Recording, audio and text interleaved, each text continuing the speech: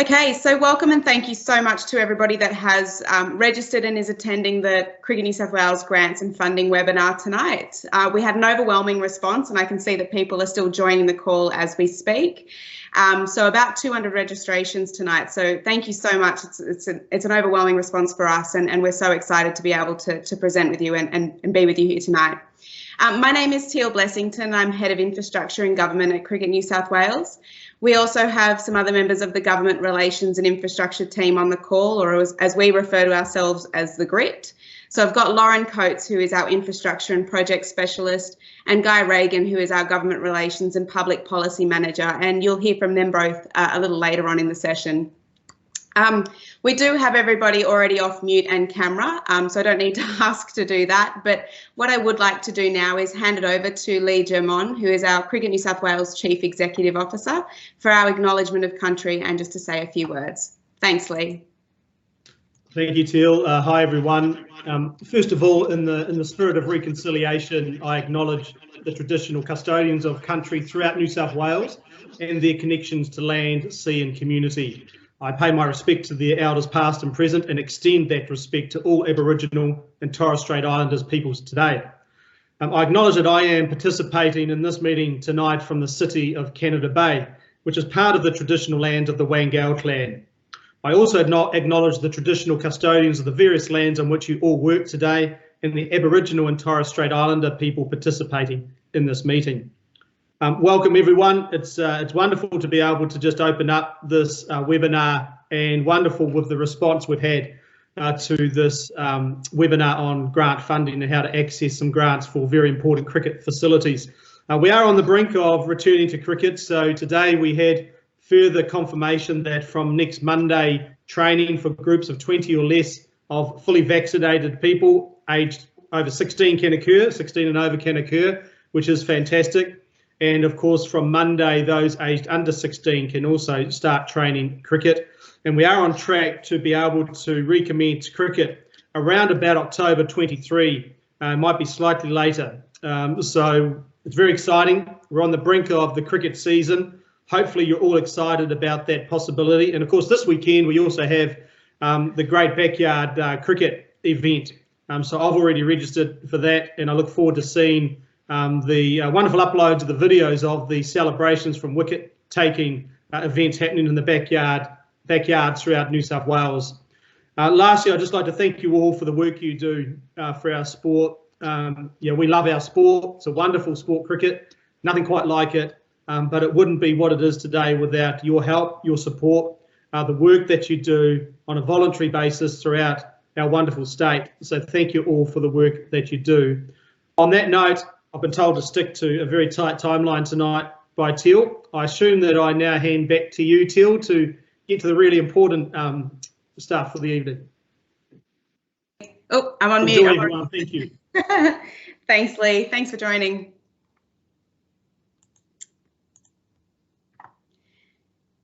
Okay, so in today's webinar, we're going to run you through a high-level overview of a step-by-step process for progressing your project from an idea up until submitting that application, noting that once you're actually awarded the grant or grants, progressing the project through to delivery probably requires another 45-minute webinar, which we can undertake in due course.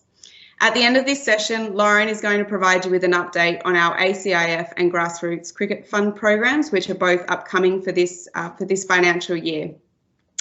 During the session, if you have any questions, please pop them into the chat. We've got Lauren and Gary Fisher, who is our cricket manager for the Hunter region, filtering through those, and we will look to answer those questions at the end. As Lee mentioned, we're trying to keep it to a short time frame. It is a 7:30 on a Wednesday night. So any questions that we can't answer, we will respond to you via email. Following this session, we will also send you a short survey, and we'd really appreciate any feedback that you have on this session and any other information sessions that you'd be interested to participate in the future. So before we kick off of this step one, I wanted to preface that whilst there is a strong focus around infrastructure and facilities, you'll see lots of photos or references, the steps and the processes can be applied to any request for grant funding. So whether it be for facilities, programs, events or other resources, the general rule of thumb for grant writing remains the same. I thought this might be a really great opportunity to share an internal video that we actually delivered back in 2018-19 on a project that the ACIF had co-funded with the then New South Wales Government's T20 Legacy Fund, Narromine Shire Council and the Narromine Shire Senior and Junior Cricket Associations. The story told that you're going to hear in this video is a common scenario that we deal on a regular basis, so I'm hoping you'll get some insight into the work that we do.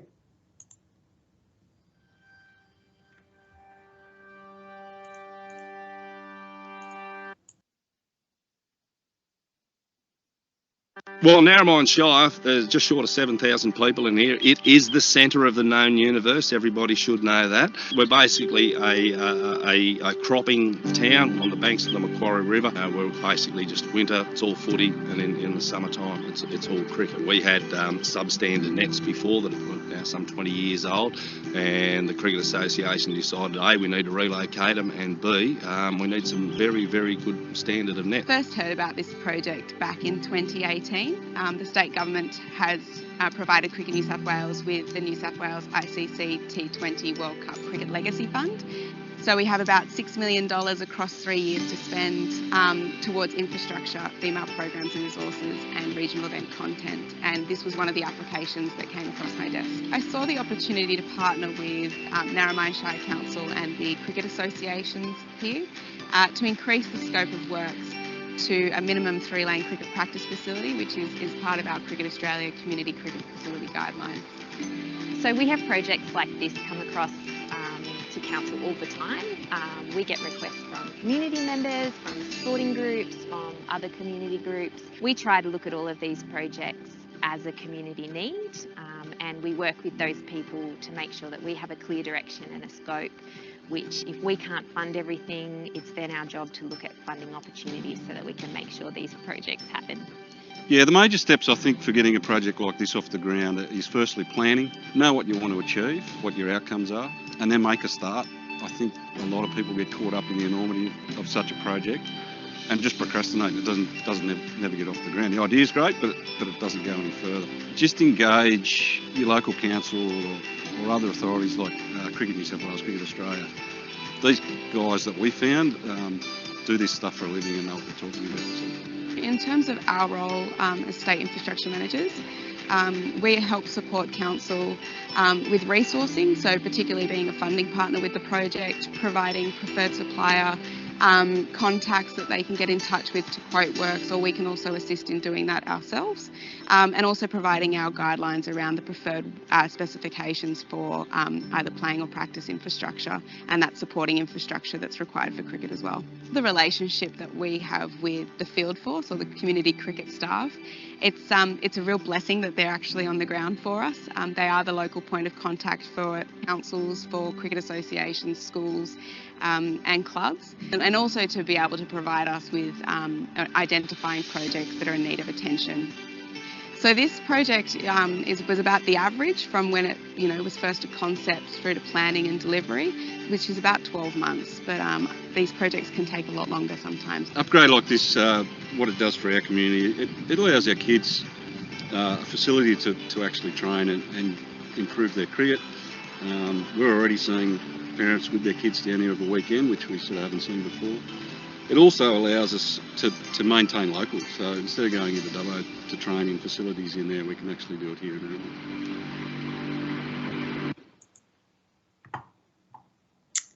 It's a video that we really love here at Cricket New South Wales. It's a good story, and it's a common story that we do come into play all the time, and it's still going.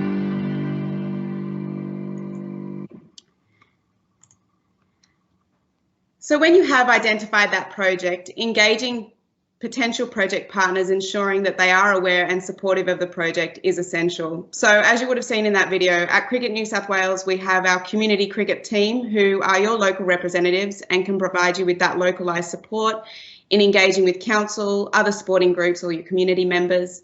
In addition, the GRIT can assist in engaging state and federal members of parliament, provide support and resources and advice on best leveraging your project or your application. Regardless of whether you have a project or not, building and maintaining a healthy and strong relationship with council is so important. For facility projects, you will require support and approval from council, particularly for your application. So councils can provide advice on what internal processes might be needed to undertake before that approval can be given. And that might be, you know, a development approval or something of that similar nature, a plan of management, for example. And I'm sure you're starting to hear those things more frequently. And that's where we can provide support and understanding of those processes as well.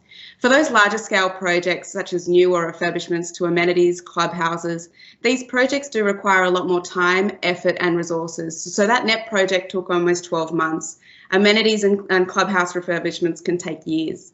Councils can usually assist with this, but it is worth noting that councils also have what's called a capital works program, which means that they've already identified key projects and budget allocations for a financial year.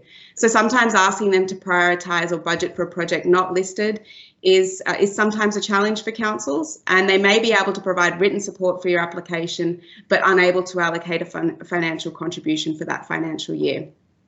Each year you can actually review and have your say on those capital works programs, and you can find them on your council websites, and I can provide a bit more information about that a little later as well. And I just wanted to also note the two other project partners that are worth engaging through your project's planning phases, and that's your local clubs or associations, and also other sporting and community groups that may benefit from or be impacted by the project. If they are being impacted maybe in a not so positive sense, it's really important that you consider and inform these groups first and foremost, and understand their concerns, where you might be able to find compromise in the scope and bring them on the project journey.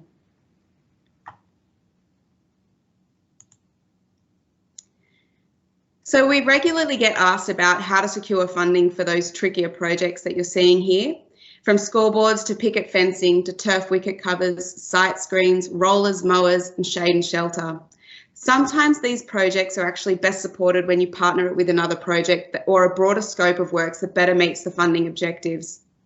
For example, we recently supported a club that was seeking funding for an electronic scoreboard.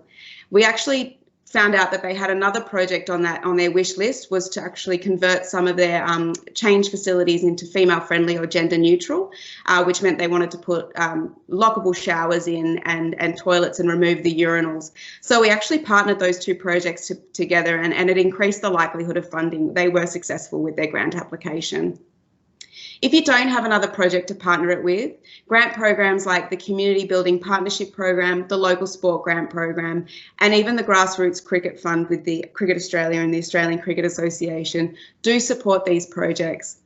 They just tend to have lower funding amounts or lower priority in terms of that assessment. So it's really important that you demonstrate that strong need and an alignment to that fund's program objectives, as well as the partnership approach to funding, which I'll speak to a little bit later.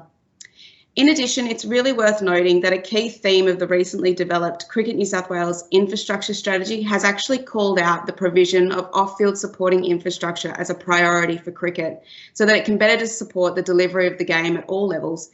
And you can certainly reference this in your application as well.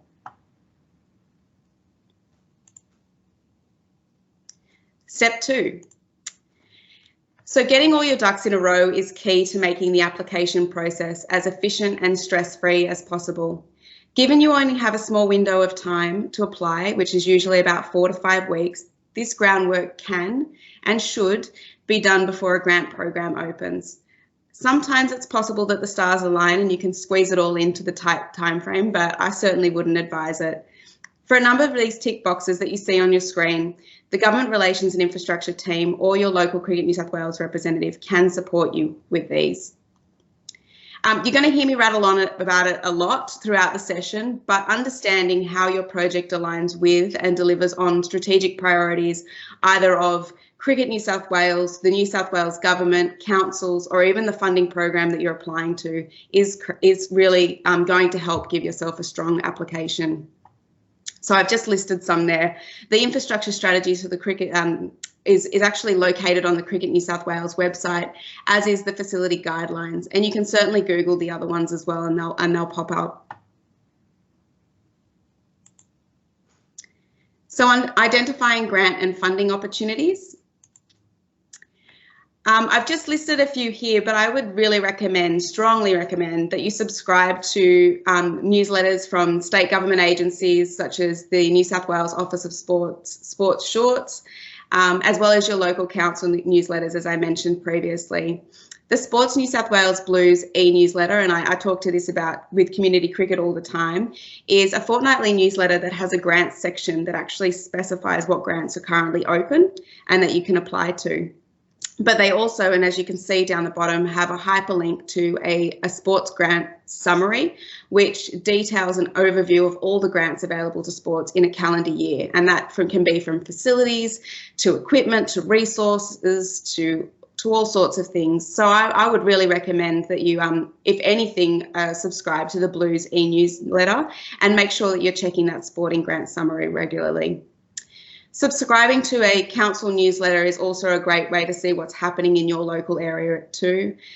There's usually information on there about council planning and opportunities for the community to have their say on master planning processes, plan and managements for your local grounds, and make sure that, you know, cricket's needs are being heard and catered for accordingly. And we're helping lots of clubs, associations put forth submissions at the moment. So you just need to reach out to either your Cricket New South Wales rep or the Grit, and we can support you with this.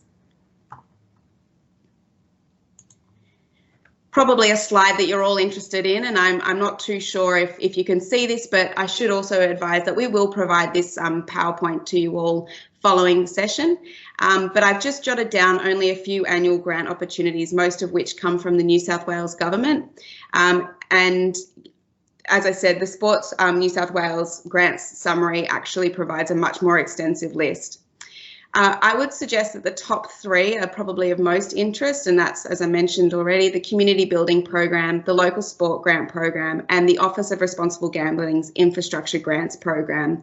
Particularly the CBP and the infrastructure grants, they usually be able to fund some of those trickier projects without needing to kind of partner it with something else, although I still recommend that can be beneficial. And that local sport grant program has that equipment fund category where you can access some money for things like, you know, kit bags and things that are cricket balls and all those sorts of things that can be trickier to fund as well. Worth noting as well is the Greater Cities and Regional Sports Facility Fund. You will note that that's currently open and closes in 2 days, so I wouldn't recommend you have a look at that one at the moment. But the state government is announcing 2 large funds later on this financial year, which is the Multi-Sport Community Fund and the Centre of Excellence Fund. And we'll be sure to communicate those through to your local Cricket New South Wales representatives to pass that on as well. I also just wanted to note that I do believe we have a couple of ACT clubs on this webinar, and following this session, Mark Barnes, the cricket manager for the ACT, will send through your respective grant and funding opportunities.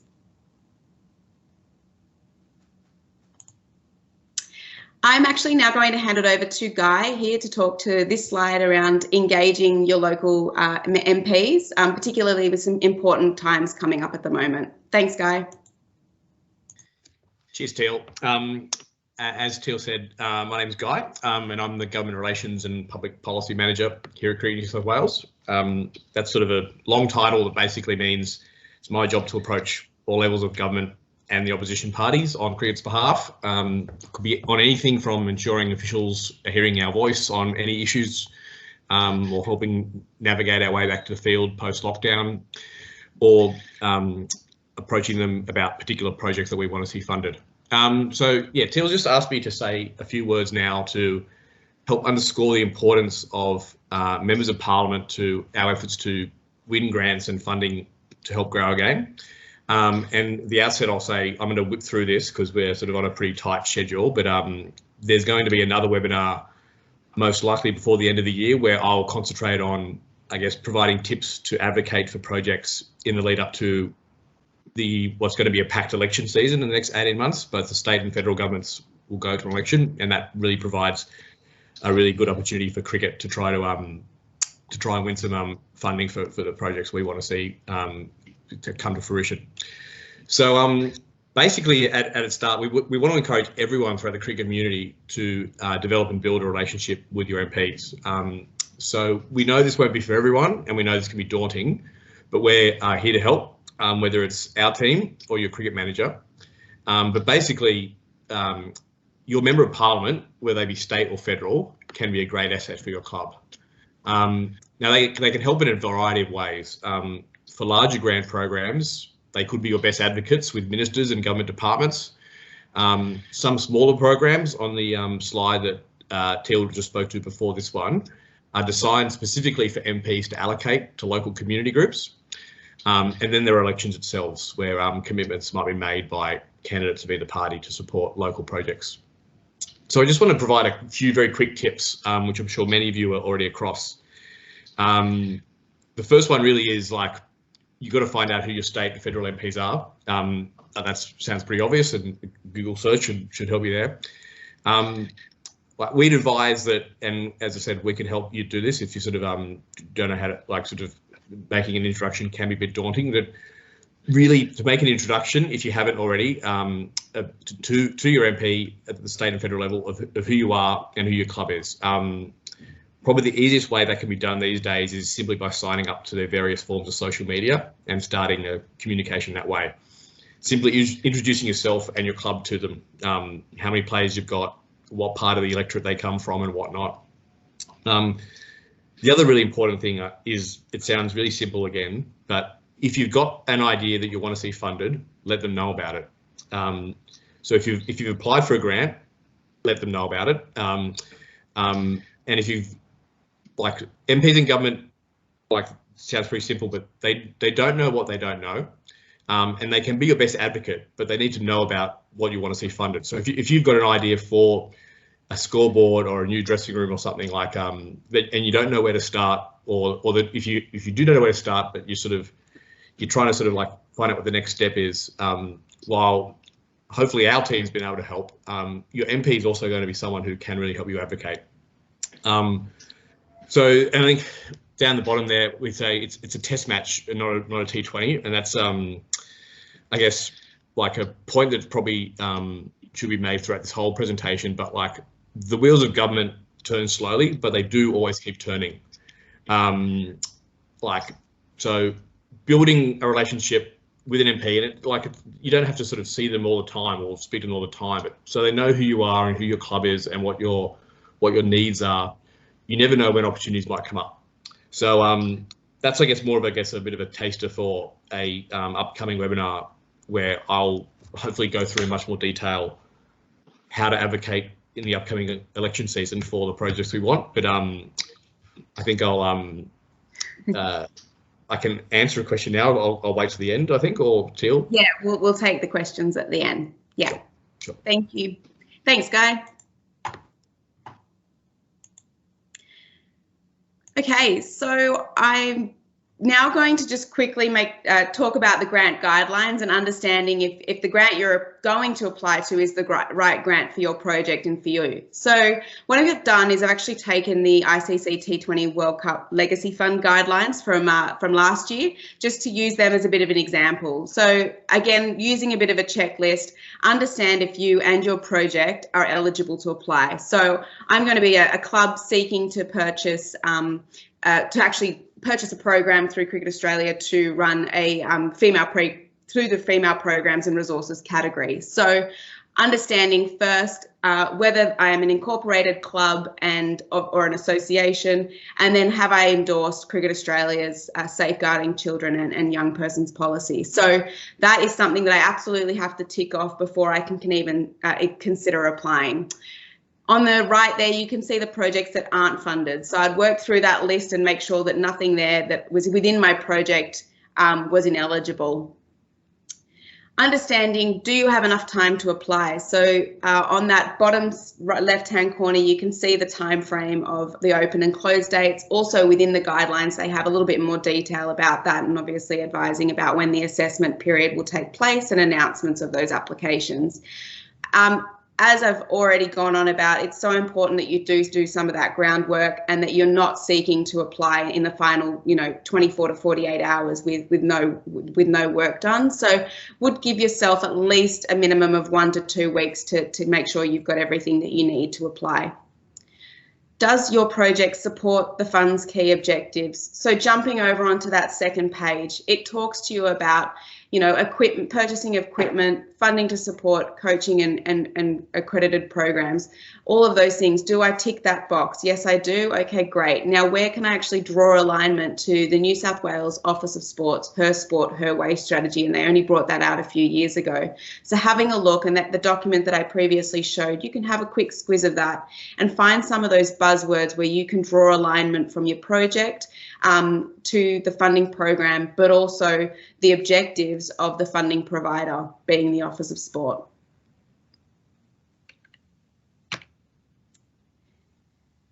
So how much funding can be requested? What is required to be co-funded and sourced elsewhere? So I've put it down the bottom there, and you can see that with this particular category, you can seek up to 50% of the total project cost. The maximum contribution being about 30,000, and the minimum request that you can ask is of 2.5K. So if we're planning to run a program for 5K and we're going to seek that minimum request of 50% being 2.5, we have to be able to provide the other 2.5 from somewhere. And it doesn't necessarily need to come from your club. It can come from other grant programs. It can come from sponsorship through the club. But it does have to be a 2.5 co-contribution from other sources.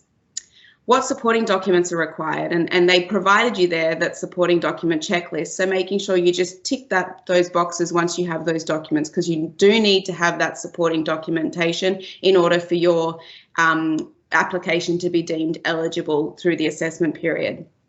And the other really important question is, what is the assessment criteria? So this page is probably one that you really need to make sure that you're having a look at.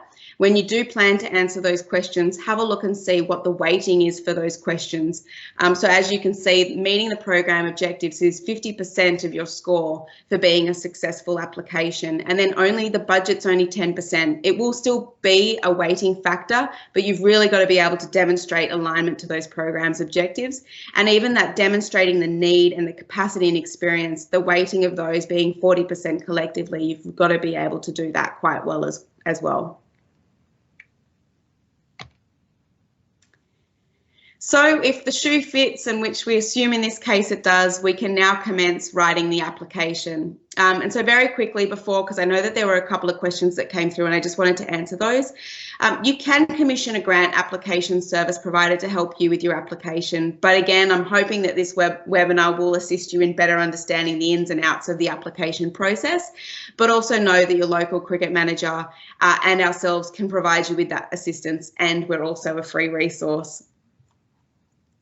Secondly, whether you need to be known or not known by the grant provider, it doesn't matter. So, for example, majority of the New South Wales government grant programs come through the Office of Sport, and whilst the Community Building Partnership Program and your local sport grant program go through to the electorate office of your local member to sign off, the funding provider, the grant provider being the Office of Sport, is really only interested in your project, your need, and your alignment to the fund's objectives and criteria. So the all famous saying, keep it simple, and I've taken the stupid out of there because I'm not stupid, but keep it simple. So in many ways, applying for a grant is like doing a school or uni assignment. You need to read the question carefully, and if you're not sure on what it's asking of you, then contact the grant provider. They actually love to hear from you and know that you're applying to their program, or through your local Cricket New South Wales representative.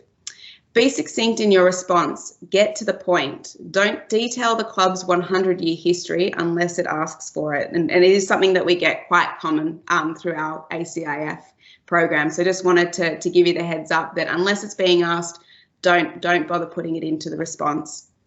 Provide examples and references to how the project meets the fund's objectives and requirements, and use those buzzwords that you've read within the guidelines. A partnership approach to funding, you may read it in our releases all the time around net projects that we've delivered, and you would have seen it with the Narromine. It goes a long way, demonstrating that you have multiple funding partners, and asking less of the project, of the funding provider is actually appealing to them. It provides them with a higher return on investment for the dollars that they're contributing. So bringing a few parties in with dollars always makes it a lot more appealing to the provider. Don't submit an application without the required supporting documents. Unfortunately, no documentation often means no success. A big one for us, save always, or make sure that you either copy or download the document, the application, to a Word document, and then you can actually draft your responses first before you copy them over to the application, electronic application. This can also help you to allow someone to cross-check your work before you submit and get a second opinion on some of your responses. And lastly, never ever start or submit an application in the last 48 hours. Whatever you do, don't create the panic or stress. Start your application as soon as it opens and chunk it down bit by bit. That's definitely my strongest recommendation. So what I thought would be good is to just provide you with some grant writing examples. I'm not going to read out everything on this screen, but I just wanted to kind of again show you how I'm drawing alignment to my responses to the program's objectives. So we've got Normanhurst Warrawee Cricket Club applying for a 2.5 grant via the New South Wales Local Sport Grant Program's Sport Access category. So that's their equipment category to purchase new female cricket playing kit. I've called out the program objectives there. And what I've done is in my response actually highlighted where I've met the objectives in those answers. So the example question being, why is the project needed? And they've asked for being a priority need, provide any data or research or surveys. Within my response, you will see that I've referenced the registration increase in both junior and senior female cricket. So obviously highlighting women and girls. I've also shown that I've incentivised registrations. I'm assisting the sports club to provide a quality service to their members and meet community needs. I've also highlighted that I'm addressing a cost barrier associated with playing and being able to retain their existing and encourage more women and girls to play for their club in line with that increasing participation and access for women and girls. So I've at least ticked 3 of those objectives just in that short response.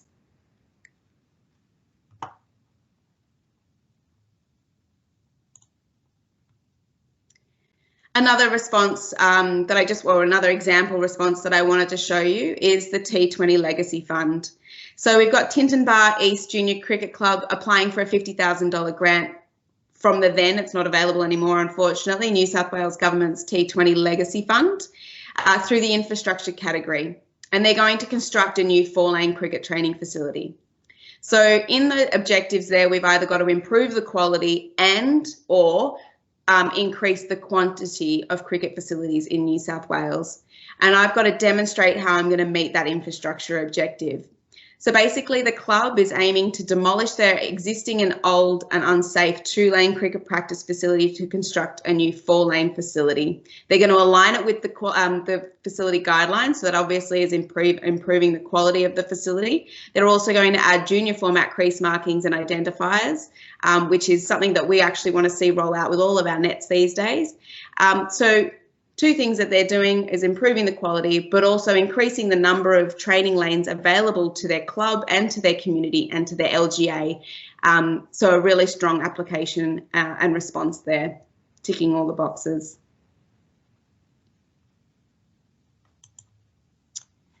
Lastly, just a quick budget example. So we've got the Ashfield Cricket Club here who is applying for a 2.5K grant via the Grassroots Cricket Fund equipment category. So that one's coming up soon. They can apply for, I think it's up to 2.5 at the moment, for a second-hand turf roller. And you've got to be able to demonstrate that partnership approach to funding. So whilst, you know, you don't necessarily have to, we'd certainly encourage it. And it is really important with any application that your income matches your expenses. So if you do have any significant shortfalls in funding and you can't actually prove where that funding is coming from, it's really hard to get a successful application. So as always, this is something that we can help you with. We can help bring in all of those funding partners and increase that return on investment and appealingness of an application to that grant provider.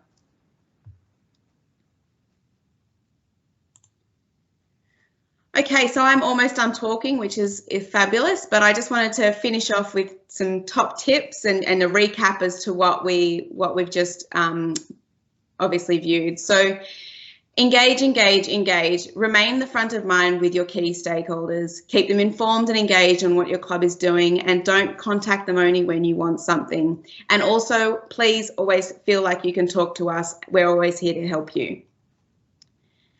Identify the project before you identify the grant. So do your homework. Preparing a project for an application does take time. Do that little bit of groundwork first, and you'll take the stress out of trying to do it with the funding program's timeframe. Stay in the know, sign up to those local council, state and federal newsletters. You'll get the heads up when things are happening, from grant and funding opportunities to having your say in council capital works or future planning. It's really important that you remain informed and you are always in the know when grant and funding opportunities come up.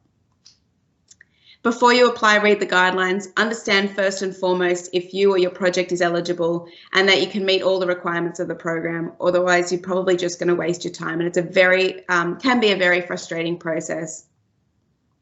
And when you have ticked all those boxes and you're applying, keep the answers succinct and demonstrate how your project supports the program's key objectives. And I promise that's the last time that I'm going to say that.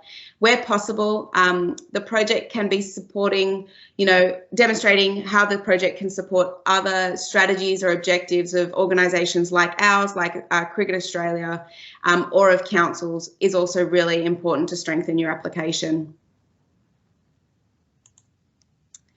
All right, I am actually now going to hand it over to Lauren, who's going to provide you with an update on both the ACIF and GCF programs, which we're actually set to open extremely soon. So thanks, Lauren, and I will hand it over to you. Thanks, Teal. Hi, everyone. So I'm Lauren, not at Communities Facilities anymore, Infrastructure and Project Specialist here at Cricket New South Wales, and I'm very excited to speak to you about the ACIF.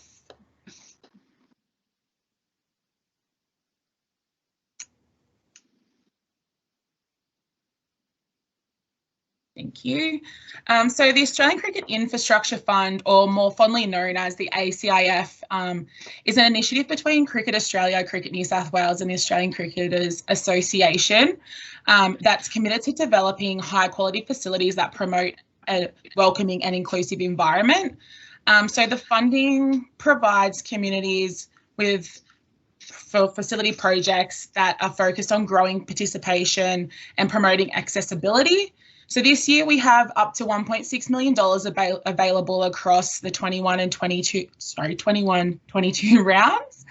And so there's a few key objectives that you have to hit in order to be successful or eligible for funding. So improving the quality, quantity, innovation or consistency of facilities in your area, supporting the development of community cricket facilities that contribute to the delivery of the strategic priorities, as Teal mentioned earlier, facilities in areas of demand, particular significant population and participation growth, and creating inclusive and accessible environment for all participants and the broader community. So this year, there's two streams, a minor, which is up to $10,000. And on the screen, you can see there, it's for more of those smaller projects. So minor pitch developments, refurbishments, and minor change room upgrades, and other supporting infrastructure. And then there is the major category between $10,000 and $30,000. So this one is our most common category applied for. And it's mostly for the training facilities, significant oval upgrades, lighting, any major amenities or change room facility development. There's also a category for anything over $30,000 called the Strategic Cricket Infrastructure Fund. This is by invitation only, and you have to discuss your project with your local cricket manager or representative and a member of the grit teams to ensure that you're aligning to all the extra eligibility criteria and necessary strategic objectives. This year, we're really excited to also have a primary and secondary focus on the fund. So this is the first year it's happened, and it's aligning some of those smaller projects and some of those more trickier projects like shade, shelter, synthetic covers and storage. So please feel free to reach out to your local cricket manager and get some info on that. So the ACIF is actually opening on Monday at 9 a.m, the 11th of October. I'm very excited. I'm very excited to start seeing all the applications come through. It'll be open for about 5 weeks. So please make sure you reach out to your local cricket manager to discuss your project before applying. And on to the GCF. So the Grassroots Cricket Fund is solely funded by the Australian Cricketers Association, and they've invested over $30 million into community cricket to support equipment, bushfire and flood affected communities. And this year they're also putting in volunteer development support. So this is up to $2.5 million this year available across the country. So community cricket clubs and associations that operate as clubs can seek up to $3,500. And this year, also very excitingly, the Premier clubs are now eligible for up to $2,500.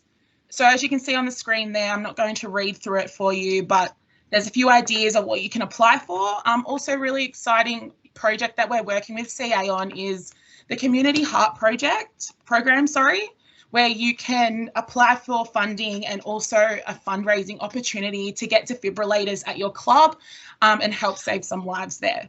So this fund is opening on the 25th of October. It's open for 3 weeks. It is a first in best dressed fund, so please don't miss out, and we want you all to receive some funding.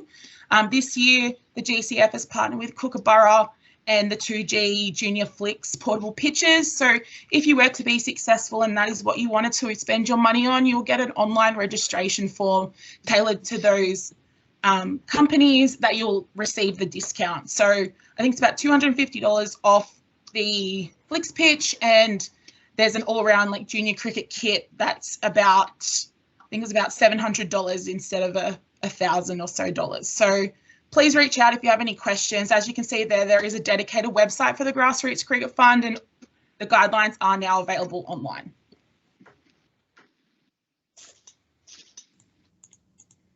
Thanks, Loz. Okay, so I'm just going to make sure I can see my screen again. So I'm hoping that that pretty much wraps up the session for us, but I'm hoping that you did find that insightful. We do have a few minutes left. I am conscious of time, so hoping that there might be a few questions to answer. If we don't get to them all, I promise you that we will get back to you via email. There is a few, Teal. I'll try and get through them as quickly as we can, and somebody can appropriately respond. So with the growth of girls, the cricket program, and starting a women's team at our club this season, we need to extend our practice nets from 3 to 4 to cater for all participants. Best grant to direct us to would be great. Come and speak to us about the Australian Cricket Infrastructure Fund first and foremost would be my recommendation. I will flash up an email but after this that you can contact us via, but you will receive a survey from us as well, so you'll get our contact emails from that. But definitely come and speak to us first, and we can direct you and obviously help you partner with you through the ACIF and other funding programs that pop up. If you're looking for 100% funding from multiple opportunities, if both or more of these opportunities require proof of co-funding prior to the application being submitted, how can we do this? So I think the question is suggesting that they need 100% of funding at this stage. That's right, Teal, yes.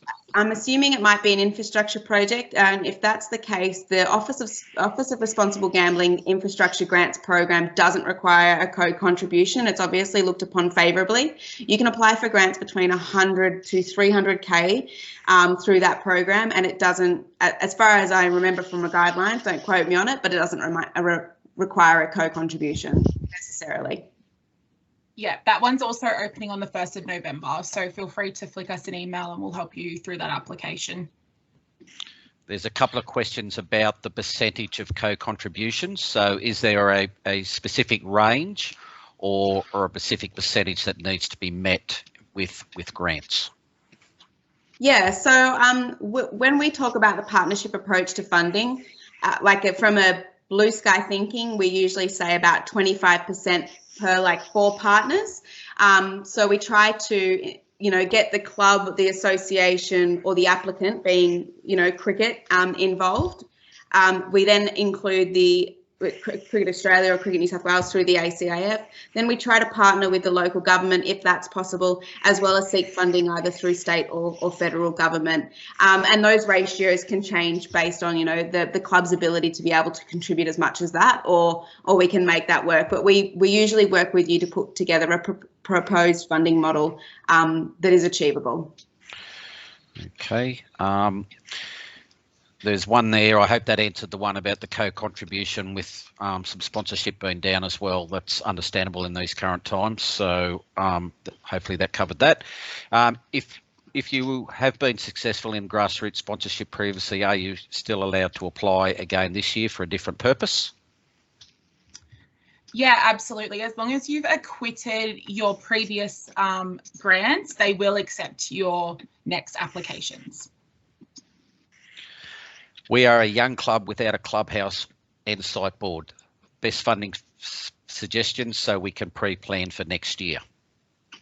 Oof, there are actually plenty, but I would suggest that we get the pre-planning done first. We definitely need to engage with council and work through all of the processes probably required internally at their end. But during that time, we can work in parallel to find the right program for those projects. So that person, you're probably best just reaching out to your local cricket manager first, and then they can contact the team online and we can work together from there. So yeah.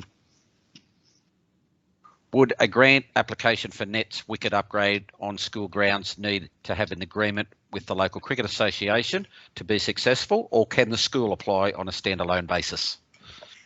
This is a great question. We're currently in talks and discussions with the Office of Sport and Schools Infrastructure New South Wales to develop a better plan on how we can achieve these. So definitely reach out to this if it is a school.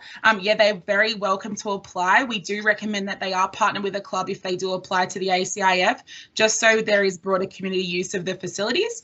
And if it is a club trying to get into a school to access the facilities, please reach out to us. We'll be more than happy to put you in contact with someone at Schools Infrastructure New South Wales and go through the process of partnering you with the school and providing you with some funding. I think yep, there's a couple more. What other helps, well, what helps community clubs, what help can community clubs get, it's not worded properly, to help in these unprecedented times like COVID is what the question is trying to say. So yeah. I think that's a Guy question.